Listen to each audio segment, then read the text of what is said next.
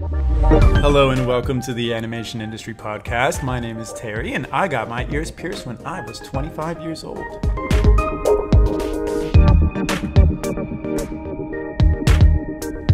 Today I'm chatting with two people, Keith Baxter and Greg Sims.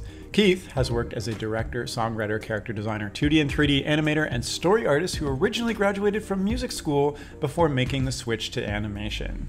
Some of the projects he's worked on over the years have included Toonsylvania, which was one of my favorite shows as a kid, Hotel Transylvania 2 and 3, The Croods, Flushed Away, and The Looney Tunes Show. Greg, on the other hand, is a composer, arranger, orchestrator, songwriter, and producer of music for film and television. He worked on the Oprah and the Dr. Oz shows for many years before spanning into the world of documentary and animated film and television, and his credits include the documentary 40 Years of Rocky and the animated film The Lion of Judah. Now, in this episode, Keith and Greg are going to share how they paired up to compose the music and storyboards in a very super unique way for the new show Tom and Jerry in New York, including what the process of creating a musical show looks like from scratch. So now, without further ado, let's jump in. Hi, Keith and Greg. How are you guys doing? Hi, Terry. We are good. Thank you. Good. Welcome to the podcast. I'm really excited to chat about, their latest project with Tom and Jerry in New York and how you're kind of changing the pipeline with music and story integrated together. So maybe you can tell me a little bit give me the Cole's notes of what you're doing on that. Okay. I got contacted a year previously, so now it's about 2 years ago, to create musical Tom and Jerry's, which was something they really wanted to do and something that hadn't been done in quite some time. I was busy working on a movie, so I originally said no, but they came back to me a year later, last July, I think it was, and they asked me again. And by then, Greg and I had been working together for a while and really enjoying what we were creating. And so this time I couldn't say yes fast enough. And so there really isn't a pipeline to do what they wanted to do, which is start with the music first. So you have a premise that gets approved, and then an outline. But the drawings are going to have to match up to the music ultimately. So normally when I storyboard, I draw a bunch of panels and then turn in a folder of drawings, but that was just not going to work this time. So I had to do like a rough edit of everything. So I would put all my story panels into Premiere or Final Cut, and we would. Once the premise was approved, then Greg and I would talk about what the musical needs of the cartoon would be. And usually I would write some part of the song. I needed to know what the song was going to sound like because I was going to be drawing while the rest of the writing and then all of the sequencing, the arranging that Greg was going to do. So once the lyrics and a chunk of the song were written, I could jump off, and then Greg would take over. And so now I'm drawing the panels, and I'm sending little chunks of story to Greg, and he's looking at it, and then he's sending chunks of the arrangement back to me, and I'm listening to it. And through that whole process, I'll hear something Greg has done and go, oh yeah, I should make the character do such and such when you've got the music doing that. And then he would look at the drawings and go, oh, I should make the score do this when you've got the character doing that. So it was the wonderful thing about this process is we could continue to evolve both the music and the story through the entire process of storyboarding it. So we had 3.5 weeks to turn these around from the minute we got the premise okayed to send them a finished animatic. So it really had to be very efficient to get that done. And because there was music to storyboard to, it gave me the chance to put a lot of poses into the storyboards, a lot more than you would typically expect for television animation. Yeah, just each one we got more comfortable with the process, and by the time we were done with them, we were pretty good at it. So I had to be on my toes, and as soon as he got started, well, you can think too.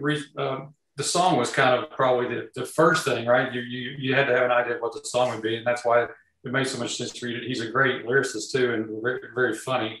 And we're both kind of snarky anyway, so that kind of works out. But I had to be on my toes when he would. I knew he was working on it because he would just write the whole thing if I didn't jump in. It's like so I was like, I better start really quick and start doing stuff. But yeah, so yeah, it was because of the 3.5 weeks is really fast for doing a storyboard like as detailed as he did, but that gives you a lot of time to do the music. That's what was so really wonderful. I could just try things and do and redo, and I think we can do better and all that. So that was the luxury for me is to finish it. And the back and forth made it possible to do things that would be extremely difficult. I've worked on a lot of shows where music was quite heavily integrated, like Tiny Toons, and so I was pretty aware of why that's difficult to do, why it's difficult to start with the music. And it's because the story artists at a normal studio, they will never speak to the composer the entire process. So for us to be able to just go back and forth, it was just such a fantastic way to work, to integrate the two things. And so in one of the cartoons, the first one we did, it's called Torch Song, and it starts out with we created what could be a 40s jazz song sung by someone like Peggy Lee. But then it quickly evolves into this piano battle between Tom and his nemesis, Butch. And so it escalates into these moments from classical piano compositions. And because we're integrating the story and the piano together. It's not like Tom just sits at a piano and you're doing these stock looking storyboard panels. But when Tom is furiously playing these Rachmaninoff passages or whatever, then you can't just sit there like this. Yeah, the poses really convey that this is some serious music that Tom's banging out, and same like when Butch is doing this stride piano. It's not just generic. Here's a cartoon character playing the piano, and then Tom standing up and playing this heavy boogie woogie. Kind of the way. Who's the guy that did Great Balls of Fire? Jerry Lee Lewis. That kind of stuff. We had fun picking out what would be the escalating battle. What styles would work. That was a lot of fun to sort of do to figure out what we were going to do. So this is reminding me a lot of like Merry Melodies or like Silly Symphonies, where it's very music driven, and the animation kind of is a complement. They're complementing each other, I guess, right? So like you mentioned, you'd get a premise. What is an example of a premise? Because you're animating and you're composing a song together. Is a premise like Tom and Butch are, I don't know, fighting at a piano, or is a premise more like a mood that happens and you just kind of figure it out as you go? Well, for that one, the premise was Tom has a crush on this cat in the Tom and Jerry's. Her name is Toots. Yeah. And so in this in this cartoon, the premise is Tom imagines that Toots is a torch singer and he's her accompanist, and then things go screwy when Butch also enters the dream, and then Tom quickly abandons his infatuation for Toots with just the need to best Tom and Butch needing to best each other, on the piano. So that's the premise. Nice. So how are you doing are you doing like a 3-act story, or because like how does bringing in music right away change that? Because you have I don't know too much about music myself, but you have kind of a story that you're telling with the music versus like a traditional like TV show where there's a problem and they try different things to solve it and then they find the solution in the end. Right. Well, everything as far as I can tell has a 3-act structure. And even though these are three minutes long, 1 minute each. Yeah, these are 3 minutes long. You still need a beginning, a middle, and an end. Oh, they're only 3 minutes. That's crazy. Yeah, yeah. So yes, structure is no less important in these. You've got to feel like something starts somewhere and it went somewhere and it was resolved somewhere. And so when you have to do that in 3 minutes, you've got to be super efficient. So this is like a unique, I mean, in both your careers, you've never had a situation where you're working like this before, right? Nope, never. Is there a reason? Because I guess, is this project like super unique to anything that you've ever done before? Is that why? Like, is there a reason that you've integrated together at the like storyboarding, composing stage at the front rather than a typical storyboarding at the front and then music comes later? Well, it all goes to why we were hired. The person who was the story supervisor on Tom and Jerry knew that I had written a lot of music for shows, and I'd also done a lot as an artist, an animation artist. And so it was his idea that they should contact me to make these things. And so, it's a pretty rare combination of skills. And so, yeah, it was a great choice on his part, I have to say, and I'm ever so grateful that he recommended me and then I could rope Greg into this. Yeah, I don't know any other animator or storyboard people that just as good at music. So that's what makes it so unique, because. Do you think that your experience on this show is going to transfer to other pipelines that you are going to do in the future? Like, do you think this process has advantages that you haven't realized in other shows that you're working on? I can tell you, I will always storyboard this way from now on, whether it's music or not. I'm a changed man. I'm a reformed man. He was going. I remember him talking to me. I'm done with storyboarding. I'm finishing this movie, and I'm going to retire.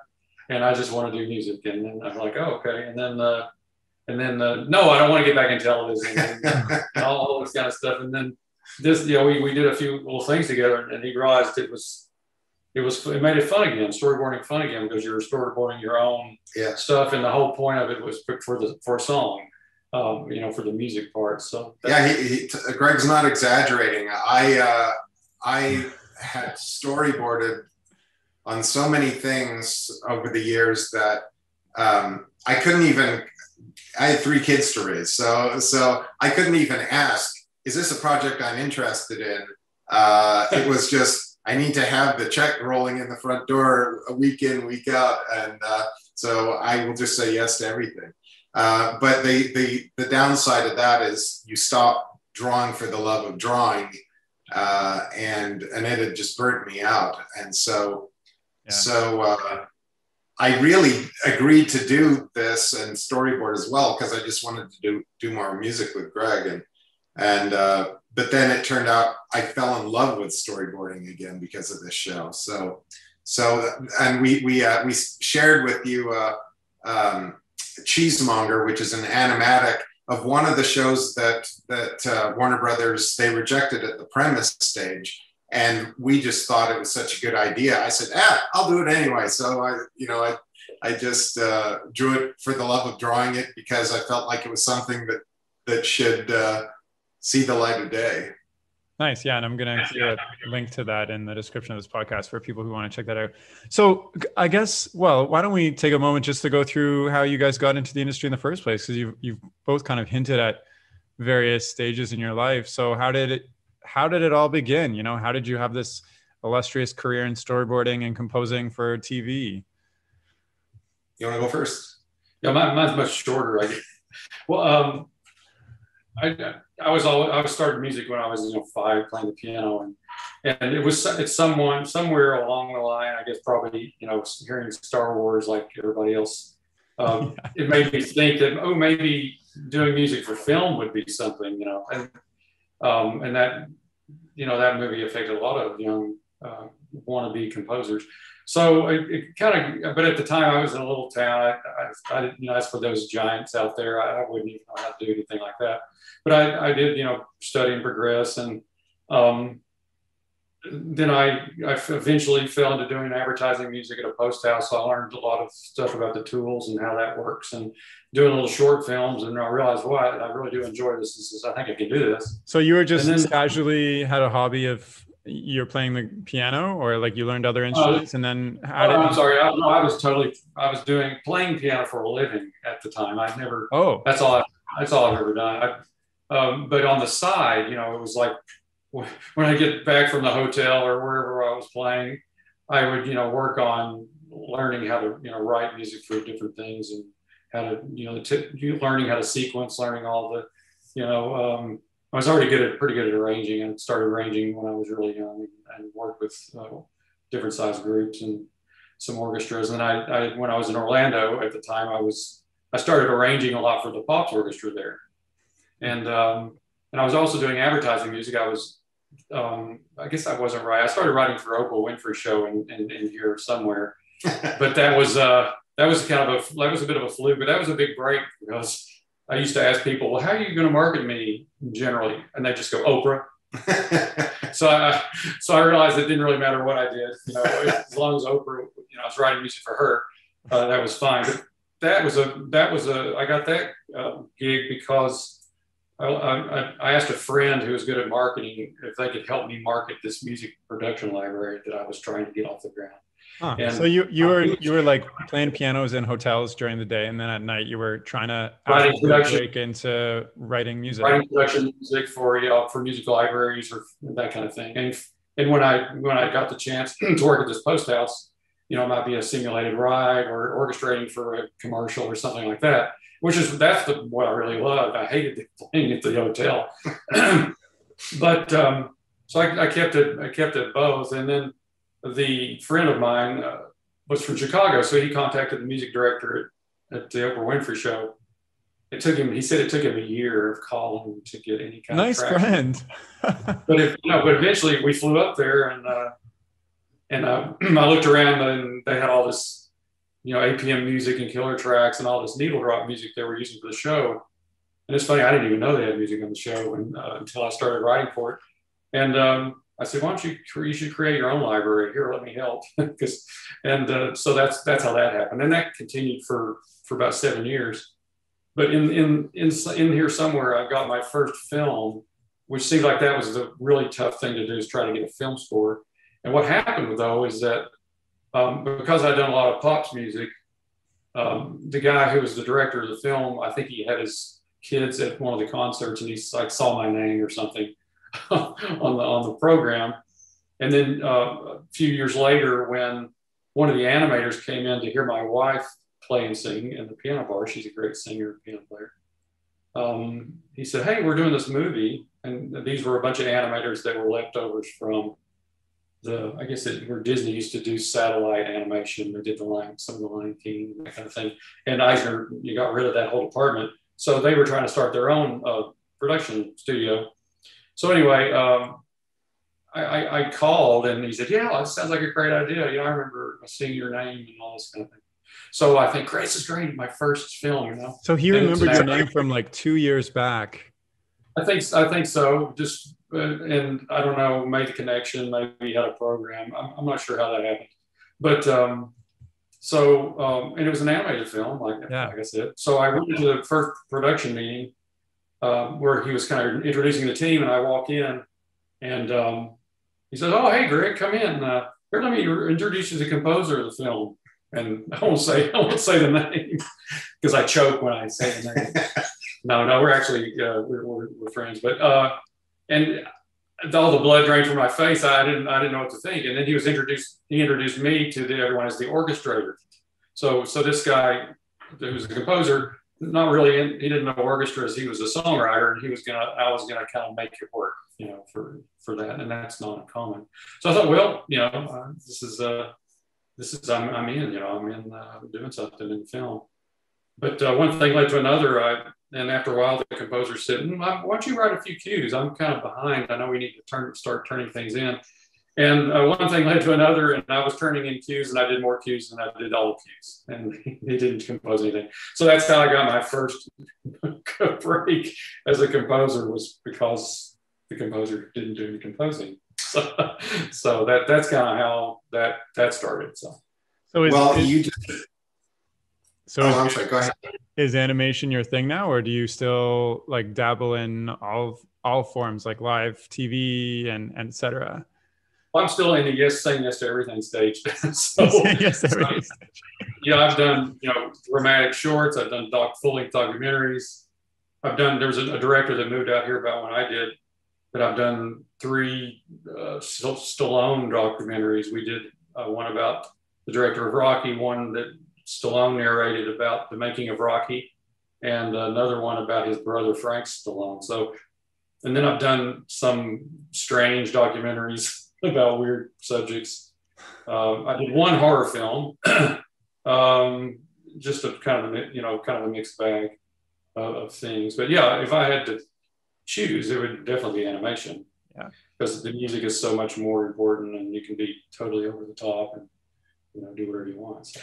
So 2 things. Okay. I just realized that your new nickname is Stallone Arranger. And 2, the main difference between Greg and I is, whereas Greg hated playing piano in hotels, if I could make the same money doing that as doing all this other stuff, I would happily just play guitar in hotels and be done with it. Well, the only time he ever puts his guitar down is when we're doing one of these interviews, pretty much. Well, I'll interview you in your next career change when you become an ex animator. It may not be as exciting. I'm thinking of entering the custodial janitorial arts. Well, how I got started. Yeah, let's talk about that, because I know you got started in music, kind of the same. Just like Greg, from the time I was just a little kid, I always played guitar and I always drew. And I made my first animated cartoon when I was about 14 or 15 as a social studies project for school. And I come from a little town in Western Canada. So the local TV station was all too happy to put that on CKPG television. So that was my first foray into animation. And the royalties just keep rolling in. Keep rolling in, right? Pennies at a time. one penny a year, right? When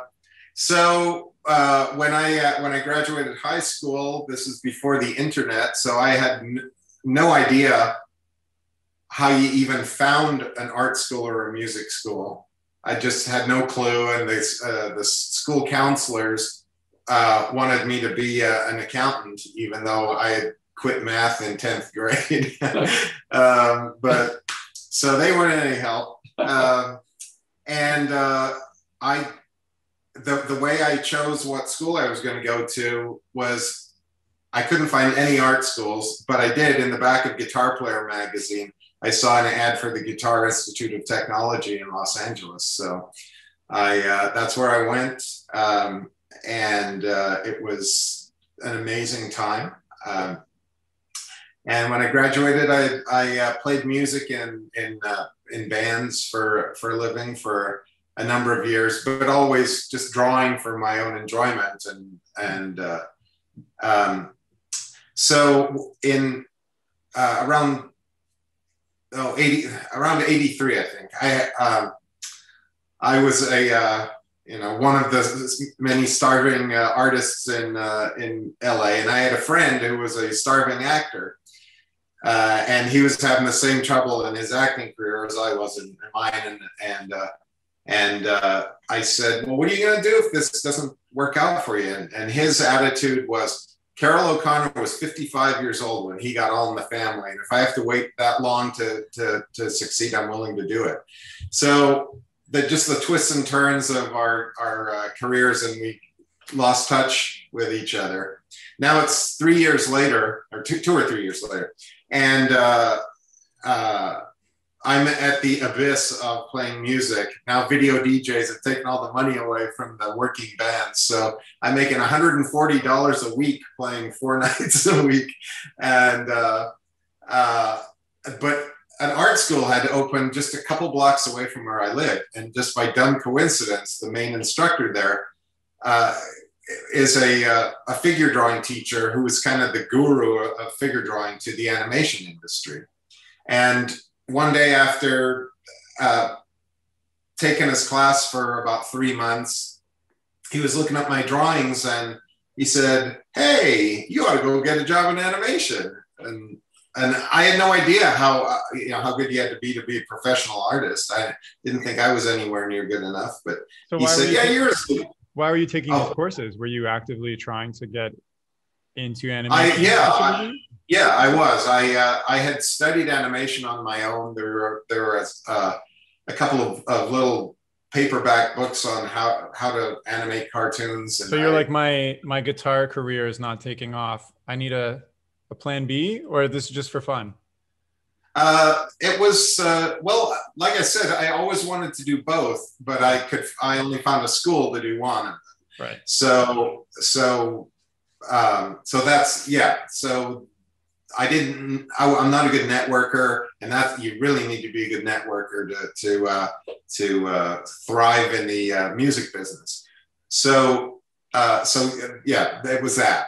So he tells me I should go get a job in animation, and there was an ad on the bulletin board from an animation studio that was, again, just a few blocks away from my house, saying they were looking for assistant animators. So I kind of hemmed and hawed, and I took myself to a $2 matinee just to take my mind off my troubles, and the $2 matinee was Back to the Future. And this struggling actor friend of mine is playing the role of Biff. Oh, no way. Yeah. So between my art teacher telling me I was good enough and seeing my friend make his dreams come true, I went back, found that number, and called up that animation studio and said, hey, I'd like to come in and take your assistant animation test. And she said, well, do you have any experience? And I said, no. And she said, well, I hesitate to let you come in, but I was all pumped up. So I said, oh, don't worry, I can draw. And she goes, okay. So it's like the Forrest Gump of animation stories, pretty much. So yeah, I knew nothing. I didn't know my drawings were supposed to be in a portfolio. I literally brought in a handful of not even neatly stacked pieces of paper and just like dropped it in front of her. And she sent me in to do this assistant animation test. And then when I came out, she gave me my drawings, which were now nicely stacked, and said, I want you to go see the head of layout. So I took my drawings over to layout, and he looked at them and he said, I'd like you to take these to the head of character design. So I went over to her, and she said, do you have time to stay and do a character design test? And I said, okay. So they told me what a character design test was, which is they give you one view of a character, and then you have to supply the 3/4, the side view, the 3/4 rear, that kind of thing. You know animation. So I turned it in, and everyone seemed happy with what I'd done, and so I was all excited. But a week went by, I never heard from anyone, and then another week went by, and then finally they called and they said, well, which job do you want? And I said, which one pays the most? And they said character design. So I said, I'll take that one. What do you mean, which job do you want? Like assistant animator, layout, or character design. They were offering him either any job he wanted. So. And design paid the most, eh? Yeah, character design paid the most. Unless they were lying. How old were you at this point? Because, you had already graduated from guitar school and then had been guitaring for quite a while. I was 26. Okay. So you kind of started your animation journey when you were 26. Yeah. I think that's incredible. So once you were this character designer, the rest is history, or? Yeah, what I found is that older artists, I found enormously helpful to young up-and-comers. They're happy to help them with their drawing or explain things that they're favorably disposed towards, young people that aren't too obnoxious, and they like to help them. So the more seasoned character designers, they helped me when I went to.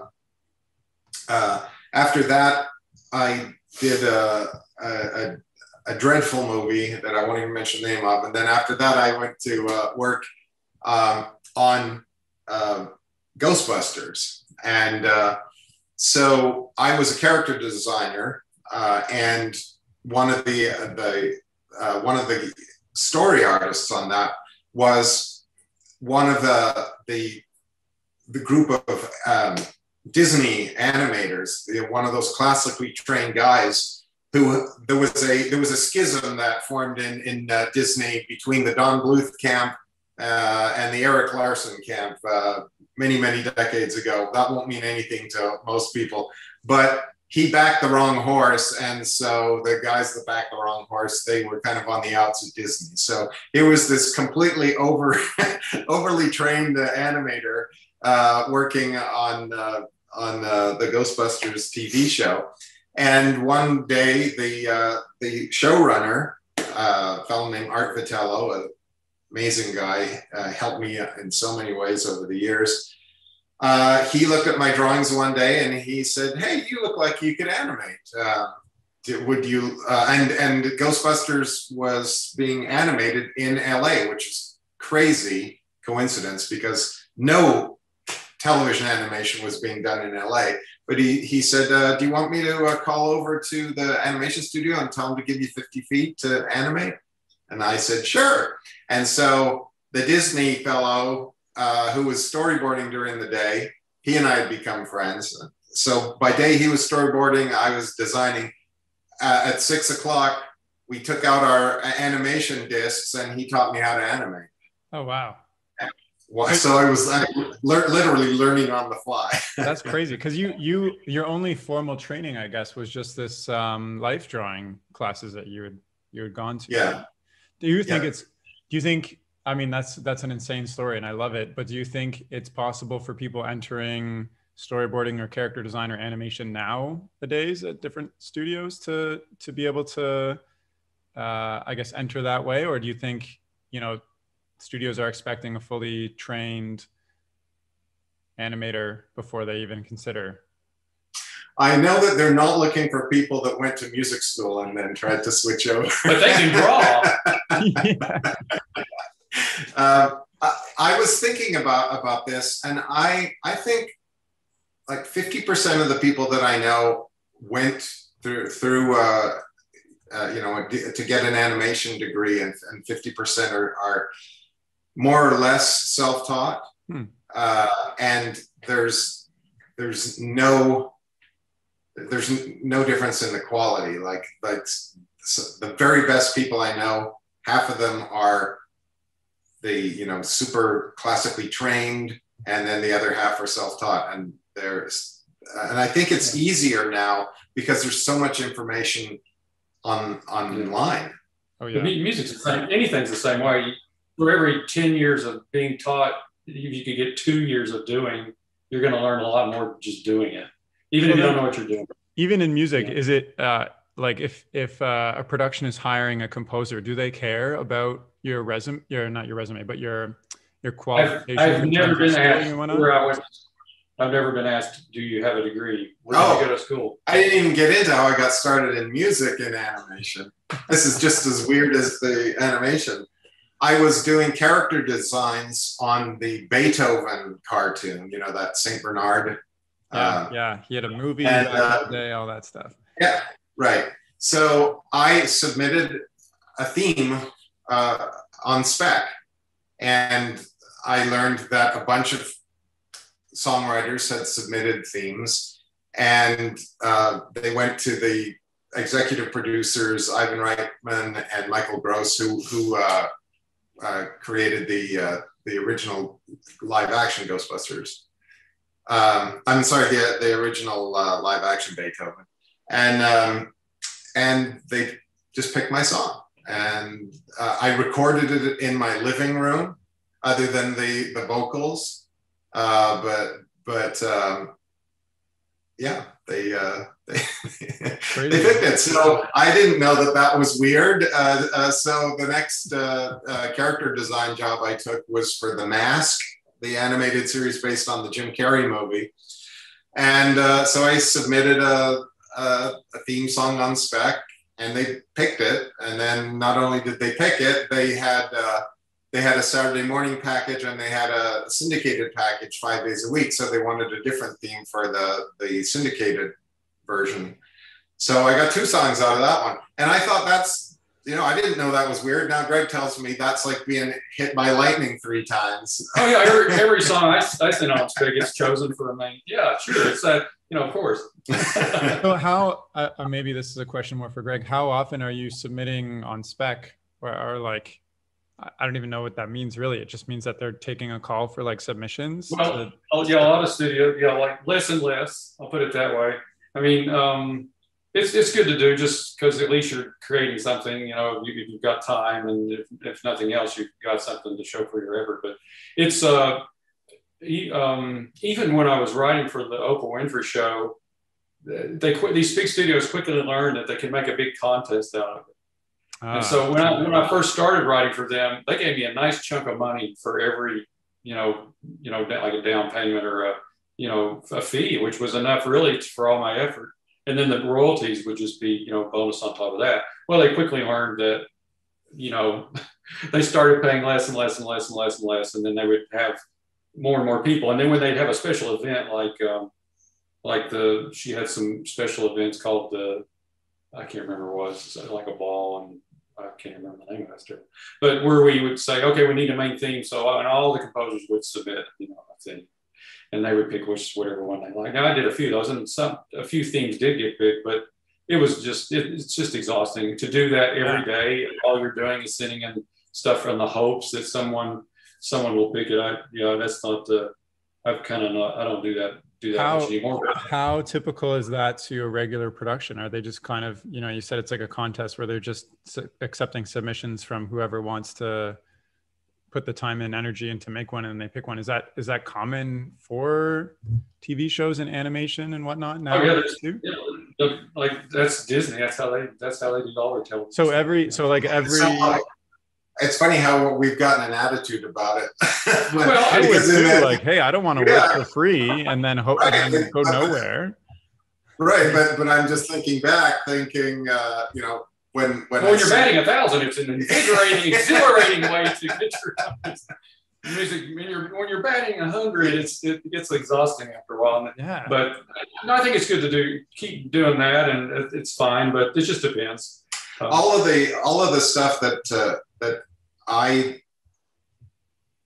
now I'm thinking back. Yeah, there were some times that I submitted stuff, and knowing that it was kind of a cattle call, that there's all these people that are submitting things, but you know, more and more over the years, it's been let's see if Keith will write a song for this, or like I did songs for a TV series called Toonsylvania, and that was like that's the other thing. Different studios have very different philosophies. Like DreamWorks at the time that I was there, they didn't have any problem with we hired him to do this, but he's a songwriter as well, so that'll kill two birds with one stone. So I wrote songs for Toonsylvania for them. I wrote songs for Fleshed Away, the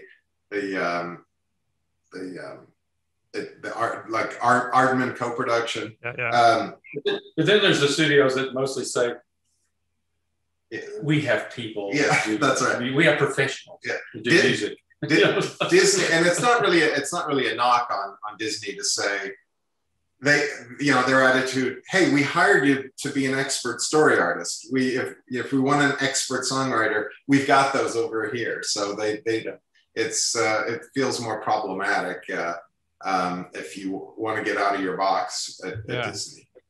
But it's just each studio has a different philosophy about that. Nice. So like, what is your sweet mix nowadays? Like Keith, you said, you loved this production specifically because you could integrate music and story. And Greg, you said you're taking whatever comes your way type of thing. Like, what is the ultimate project for you now that you've got years and years of experience and you've been around the block at different studios? Like, is there specific something that you're striving for? Well, I have stuff that I've either written or been very integrally a part of the idea, and so for me, the holy grail would be to make that animated musical. Just to be, kind of shepherding that in all the creative ways. Yeah, I think we'd be great on doing a feature film musical. I mean, that would just be really great. Are there any recent? We started down that road too. I mean, that was. A few years ago, there's a book that I've been trying to adapt into an animated film, and we got some money to get that going. Unfortunately, due to circumstances beyond our control, it didn't continue forward past us creating an animatic for the movie. The idea was the production company got $1 million, and for $1 million we were going to fully animate the opening two sequences. One of them was a musical sequence, and just complete the rest as an animatic, and then try to get funding to do the rest of the movie. The problem that I've had when you go to people with money that aren't in the animation industry, so they don't know what a partially completed animated film looks like, the comments are always the same at the end. They go, are the characters going to move? Is this going to be color? Yeah, is it going to be in black and white? And so the idea was to fully realize the opening two sequences, and before the movie starts, just plant the idea in their head. So the reason we need your money is we want to make the rest of the movie look like the first two sequences. And hopefully that would explain. But they'll still say, well, I really like the first part. So you have a feature film animatic, like on your computer somewhere? No, not fully completed, but a script for it. We have an animatic at the beginning with the song. Yeah. The musical sequence we did, and then I have other movie and television projects that I pitch around, and so that's either those or a project that is just feels so amazing that I would say, I would do that even before I would make kind of like this Tom and Jerry thing. Yeah, you know, I would die a happy man if I just made more of what we were doing on Tom and Jerry for the next 10 years. It was just if you're a producer and you're listening to this, well, I'm just wondering, you both had very long careers. What is something that has made each of you invaluable to work with? You know, that you get these callbacks and they pick your music or your storyboard skills or animation skills or whatnot. Like, what is, you know, maybe it's a hard or a soft skill that you've really focused on over the years that really gets you in the door and like more gigs, you know, because this industry is very contract to contract basis. There's always a better animator, there's always a better composer, you know. So how have you made sure that, you know, this is a long, successful career for each of you?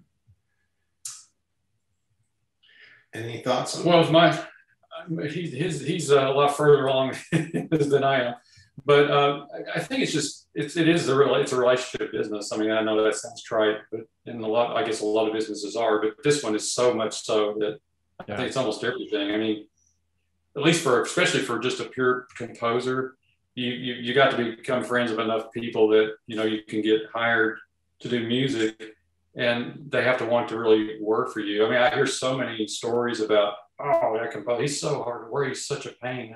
And I don't really know how they made it happen, how they kept it going. But I try to never complain. Nice. If somebody says, I need you to rewrite this, I don't get all defensive and say, well, it's just perfect the way it is.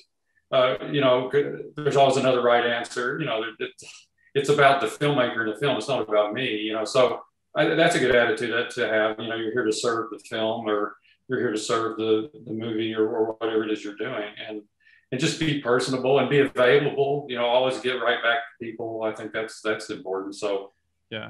You know, you mentioned before that you weren't too good at networking, but is that a skill that you've really had to work on over the years? Because you said, you know, you have to make a lot of friends and relationships and stuff. Well, it's like, you know, everybody, you know, we go to all these events and you never know who you're going to, but the good thing about it is I'm surrounded by people that are doing this thing that, you know. He's got a wife who's an amazing networker. Oh, that's exactly. That helps. Hey. If I need a gig, I just push her out the door and say, go to some random place, because she met Keith that way, and she met. That's another. That's how you story. Guys met. Yeah, I was working at Sony, and on my lunch breaks, I always used to play my guitar outside at the coffee cart. And one day I'm playing these Joe Beam standards, and this little blonde lady walks up to the gate, and she starts singing along with me. She's got this amazing voice. And then when some employees came in, they let her in as well. And we sat there just singing and playing jazz standards for an hour. And we just hit it off. And then she invited me over to meet Greg, and got to know Greg and got to know what an amazing musician and composer he is. And then we just started, you know, we got some opportunities to work on some things. And I think Greg, you know, pretty much nailed it, that you've got if you do a good job on something, then you've got people that want to work with you again. So if you work with a director and he feels like you've done a great job for them, then the next thing that he works on, he's going to want to bring you.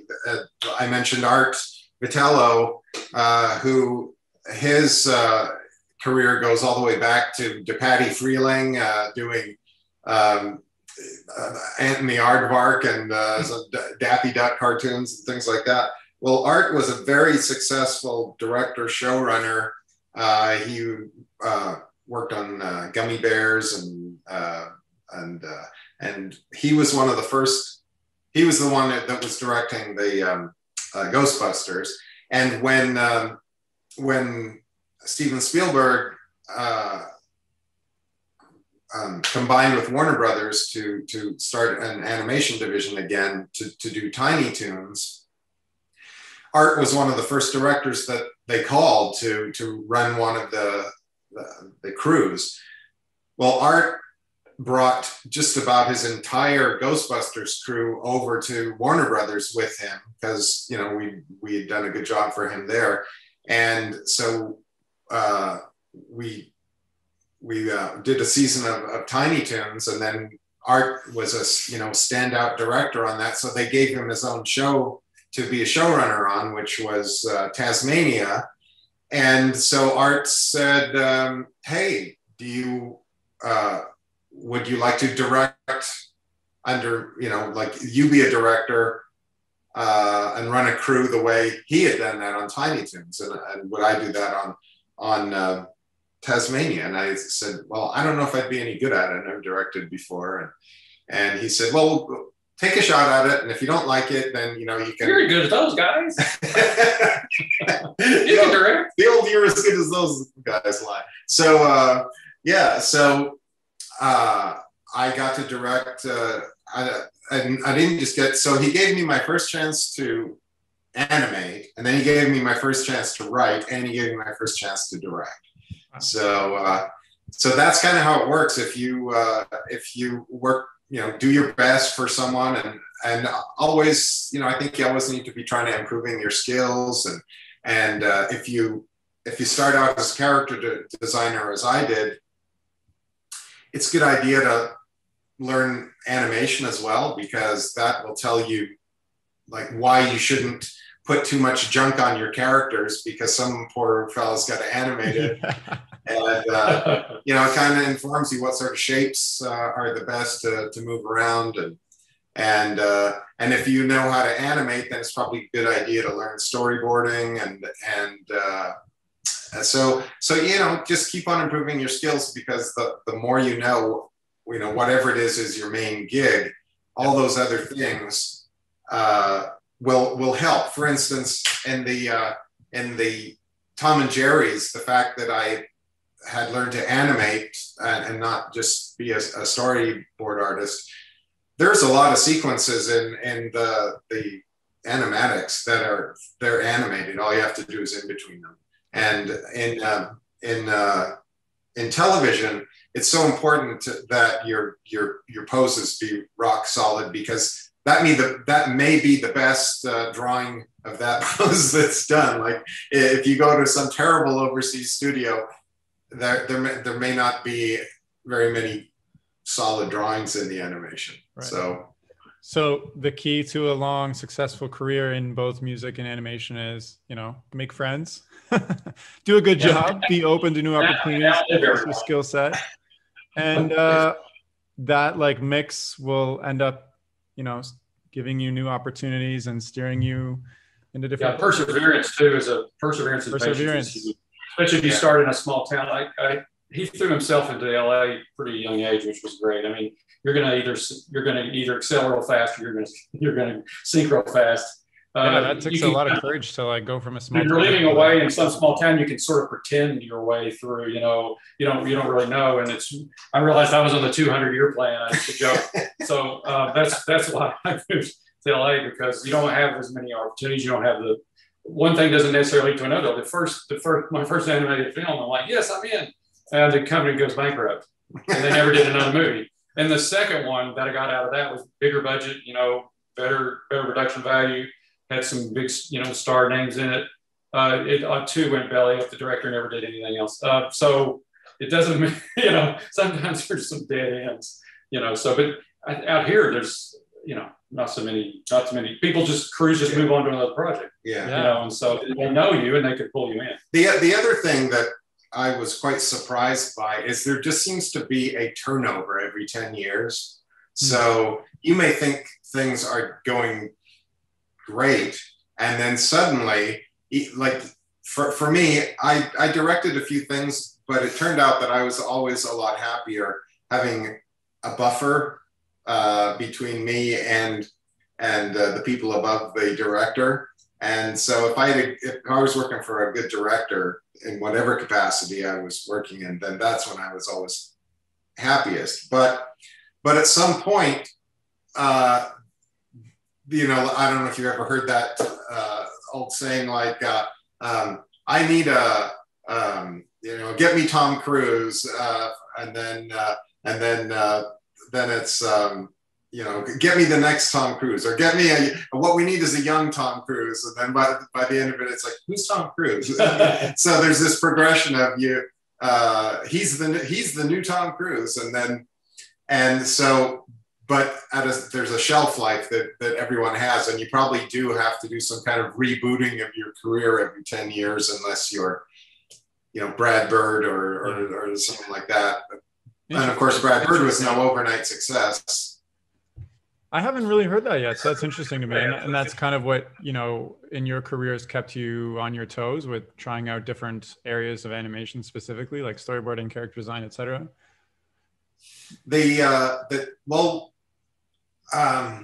What's kept me on my toes? Well, just the sheer panic of having 3 kids to raise and knowing that. But I mean, you know, like, everything. After 10 years as a storyboard artist, are you saying like you're kind of old news as a storyboard artist and you have to reinvent yourself to be somebody who's more flexible, has different skills? For me, there's been a reinvention a few times. Like, I was in television. I was a director by the time I was 28 or 29 years old. I'd only been in animation for 3 years, I think, when I got my first chance to write and direct. And then, so I did that for a few years. And then I wanted to get into features. So when I moved into features, suddenly I was a new guy in features. And I thought, well, I can always go back and direct television. But then after a few years, then no one remembered me as a television director. So that was sort of, well, okay, now I'm a feature story artist. And so that's kind of how it's worked for me over the years. Gotcha. That makes sense. So perseverance is another thing to add to that list. I'm wondering if, you know, there's somebody listening who's trying to get into the industry in either respective area, or they're in it right now and trying to work their way up. Is there any advice that you wish you had when you were kind of in their shoes that you can bestow? Well, one thing that I see with a lot of amazingly talented artists is they all get rejected. And you could be this artist who's worked really, really hard, and you feel like, you know, I could get a job anywhere. I'm so highly regarded. And then just inexplicably, you'll go for what you think is a slam dunk job, and you don't get it, and you start to doubt yourself. And so, just for all of you at whatever level you're at, don't take it personally. There are a lot of great artists out there, and there's only so many slots on a crew, and there could be factors outside your control that go into it, or it could just be a coin toss that we've only got 10 story slots, and we've got these 11 great people who don't we invite into the boat, and it just might be you. So just try not to take that stuff to heart, and you know, just always try to be the best artist you can be. Keep developing your skills. Yeah, I think that's great advice. I'm thinking myself, like, I take my art so personally because it's like it's art, right? And like, if I'm creating art, it's part of me, and it's hard not to take a rejection personally. And there's this whole like mind I go through, and it like messes me up. Is there a way that you have learned to get out of that quicker and move on, or is it kind of just stay with you and you just ignore it a little bit? Stop it. Yeah. Stop it. I don't know. You know, what I would say is one of the great things about kids is they don't give you the option of giving up. So if you feel like giving up is an option, there are a certain percentage of people that will take that option. If you just structure your view of what you're doing as, well, giving up's not an option, then you have to press forward. And I have a mantra that works for me, and it's if I get rejected, I just say, oh, that's because there's something better.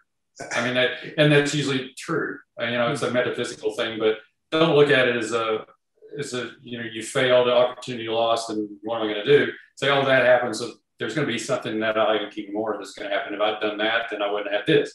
That's a really, to me, a really good way of looking at rejection. Yeah, just staying positive, because people respond well to other people that have positive attitudes. Yeah, for sure. And don't send them nasty letters. I've heard of people that actually do that. They'll get rejected and they'll fire off some letter of anger. You're wrong. This is why you need to hire me. You just burned that whole bridge down. Dang. Yeah, well, I mean, for me even it's tough. Like if I post something online and one random internet stranger is like, "Oh, I didn't really like this part," I'm like fired up. Like. They say like you need 10 positive responses to counteract one negative response. Yeah, I don't want any negative responses. Don't blame me. Neither do I. Negativity screams louder than positivity. It's just a weird thing. And social media is bad because if I don't get enough likes in my mind, then I'm like, not enough people like this. What's wrong with me? Like, I don't know. Yeah.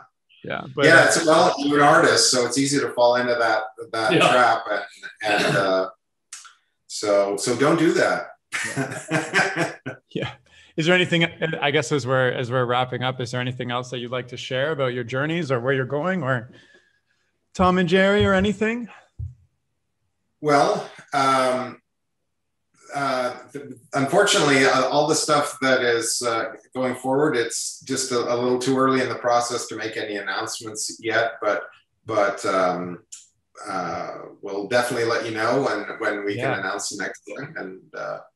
And just looking forward to making more fun, musical, animated shorts. Amazing. Or longs. Well, thank you so much, Keith and Greg, for coming on the chat. It's been a pleasure to hear how you both got started in the industry and all the cool stuff you've been doing in the meantime, and your advice as well. So thank you so much. Yeah, thanks for having us. Yeah, amazing. And if you're listening and you want to get in touch with or follow Keith or Greg, you can do so by checking out Keith's YouTube, which is Keith Baxter, or gregsimsmusic.com, or follow them both on LinkedIn. I'll include all those links in the description of this chat. And that is all for now. So thank you so much for listening. Okay, bye.